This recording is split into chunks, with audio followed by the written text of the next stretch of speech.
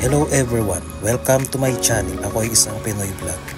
For today's video, nandito po tayo sa Dinahican Fishport in Panta, Quezon. Ang pangingisda ay isa sa mga pangunahing kabuhayan dito sa Dinahican dahil sa patuloy na biyahe ng dagat, isang patunay na talagang mayaman ang ating karagatan. Kaya naman ang tanging maipapayo ko sa lahat na babata man o matanda, ingatan natin ang mga likas na yaman na mayroon tayo. Ang pagtatapon ng basura sa tamang tapunan ay makakatulong upang mapangalagaan ang yaman na mayroon tayo.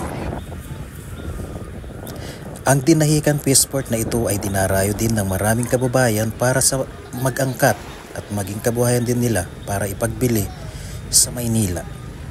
Sa mga restaurant din ay dito rin sila bumibili dahil sariwa at bagong huli ang mga isda dito.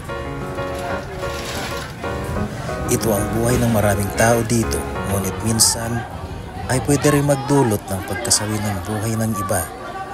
Dahil sa pagtatanong kung ano ang buhay ng mga kababayan natin na pangingisda ang trabaho, sabi na hindi ganun kadali, madalas ay abot ng 1 linggo bago sila makadawa sa pangpang ng dagat.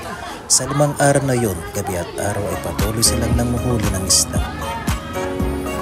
Buwis buhay na matatawag, gayunpaman ay hindi sila nawawalan ng pag-asa na maghanap buhay para sa kanilang pamilya.